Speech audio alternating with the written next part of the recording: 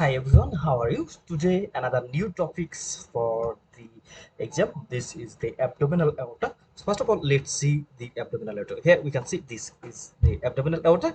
It starts at the level of the thoracic 12 vertebra and terminates at the level of lumbar 4 vertebra. So abdominal aorta starts usually thoracic 12 vertebra level. This level is very important and terminates at the level of lumbar 4 vertebra level, and at the level of the thoracic 12 vertebra it is direct continuation of the descending thoracic aorta, and when terminates it gives two important branches, which is the right and left common iliac artery, and you can see it is located on the left side of the vertebral column, and through its pathway it gives the different branches.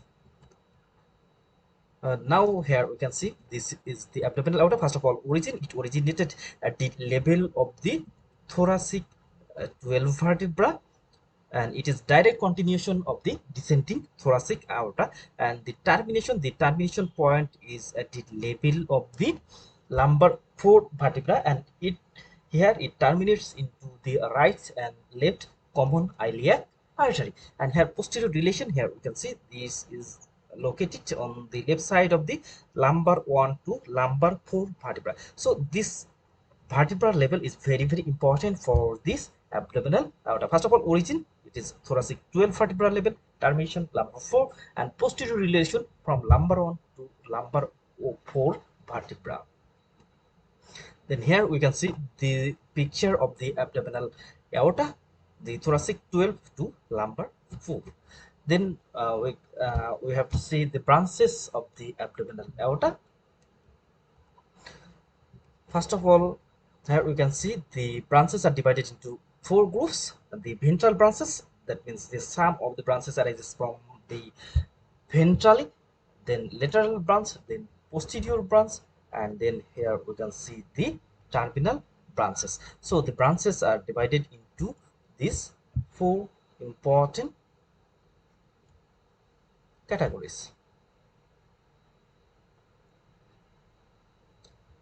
So first of all, let's see the next.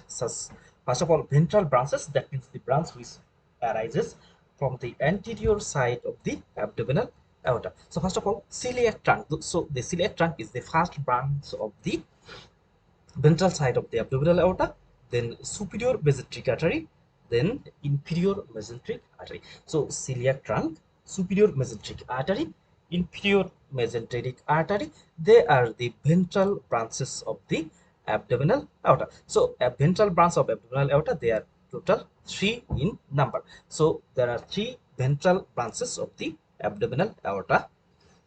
So here we can see this is the aorta, this side is the anterior side and this side is the posterior side, and here the ventral branches are shown. First of all, this is the celiac trunk, then superior mesenteric artery and inferior mesenteric artery. So ventral branch, they are total 3 in number. So first of all, here we can see the celiac trunk, which is the first ventral branch, and it gives supply to the lower end of the esophagus, stomach, upper part of the duodenum up to the opening of the bile duct, that means up to the opening of the bile duct when it attaches to the pancreatic duct, then liver, spleen, and the greater part of the pancreas. So celiac trunk, it supplies this whole of the area. So let's see in the picture. Here we can see this is the celiac trunk, and this celiac trunk, it gives different branches, and here you can see this is the lower part of the esophagus. So lower part of the esophagus, it gets supply from the celiac trunk, stomach, then first and second part of the duodenum up to the major duodenal papilla, and it also gives branch to the liver and the gallbladder, and in this area the pancreas. So the celiac trunk, it supplies long branches and gives different type of viscera, such as here again esophagus, stomach, duodenum, liver, spleen, and greater part of the pancreas. So here in this picture also they are shown very clearly. Here this is the liver, gallbladder, lower part of the esophagus, stomach, duodenum up to the second part up to the major duodenal papilla. Here we can see the pancreas. So the viscera which are shown in this slide, they all are supplied by this celiac trunk, including this spleen.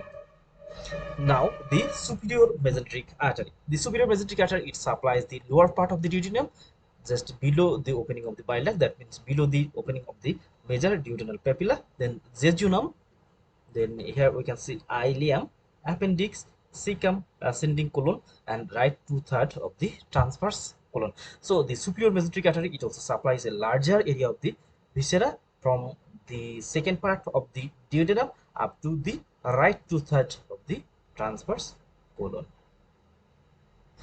and also the lower half of the head of the pancreas. So here we can see, first of all, this one is the superior mesenteric artery. Here we can see this is the superior mesenteric artery. This superior mesenteric artery, it supplies the different part here. First of all, here we can see the duodenum and the lower part of the pancreas. And this picture, here we can see the different branches such as the jejunal branch, ileal branch, then appendix, cecum, ascending colon, and right two-thirds of the transverse colon. So this larger area of the viscera also supplied by this superior mesenteric artery. Now the inferior mesenteric artery supplies the left one-third of the transverse colon, then descending colon, sigmoid colon, rectum, and the upper part of the anal canal just above the anal valve. So let's see in the picture.